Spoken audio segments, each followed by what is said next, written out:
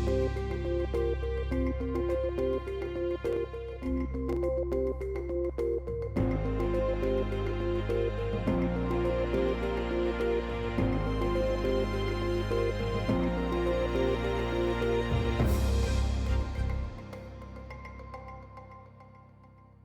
Georgia Williams with the Investing News Network, and the tables have turned.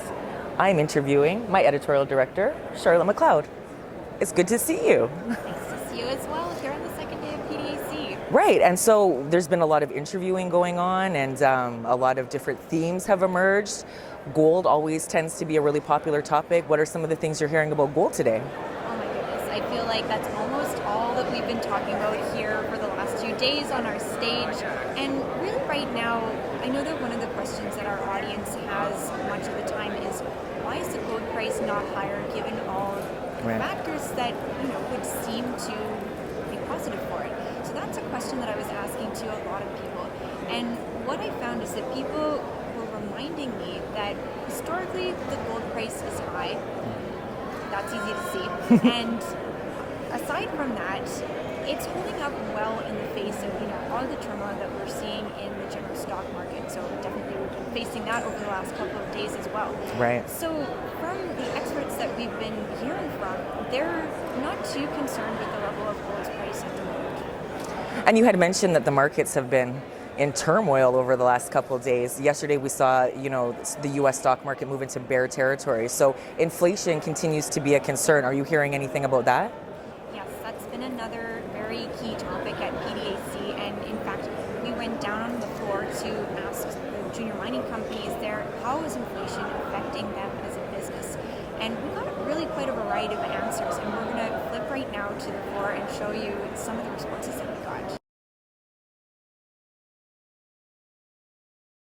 Well, yeah, it ties in really well with the previous point. We just completed a drill program over the winter, and costs have risen at least 50% since 2019. We're paying, geologist rates to the core loggers, and the geologists are now making what the project managers used to make. So, and that doesn't even factor in the cost of fuel and supplies. So we're seeing inflation across the board, and it's not just about prices. There's no availability of people or supplies. So, we want to have a bigger camp, but there's no supplies. There's no more trailers available for us. So we have to do with less people. We have to do it with less, and it's tremendous impediment to advancing the properties. Well, it affects us in a lot of different ways. Obviously, labor costs more, fuel costs more. And what it does is it it guides you, really into more of the green energy. Are you going to use electrical equipment? What are you going to do in the future? So we're in a good position where we're designing our mine, and that'll be 2 years to 4 years before it gets all built. But we can actually incorporate the electrical, hydraulic equipment and that sort of thing as compared to diesel. It doesn't mean we won't have it, but we'll probably look at using less amounts of the fuel into the future. So the costs are going to be the costs. And gold will rise, the costs will come with you like they normally do, but we have to, accept that it's here today, and if we're going to be in the business, we've got to actually adjust what we're doing to meet the challenge. Well, certainly I'd say one of the biggest effects is what does it mean for our employees of the business? It directly affects their bottom line, cost of living, and just general expenses, and what can we do as a company to ensure that they're still able to live the same life that they want to live without having massive changes.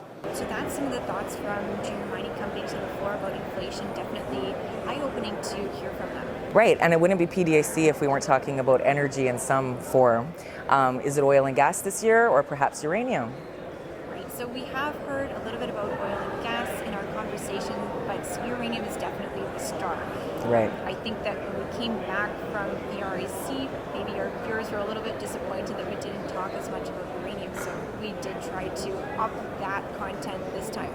So uranium definitely in focus are, as usual, the positive underlying market fundamentals that hopefully at some point in the near future will, get that push up that we've all been waiting for. One of the pieces of news that we were talking about is this $4.3 billion plan from the U.S. government to look at enriching uranium in the country. And I think people agree that this is a positive development in the space. It's another thing adding to that long list of good factors for uranium. But we're also pointing out that it's far in the future, right? It hasn't been approved. Right. There's a lot of questions surrounding that. So we will have a bunch of experts who will unpack that for us. It's exciting. Yeah, it's definitely exciting. And we'll be back here for the final day of PDAC tomorrow. We will be back here. We will see out the final day, and we'll see where it brings. I'm looking forward to it. I'm Georgia Williams with the Investing News Network.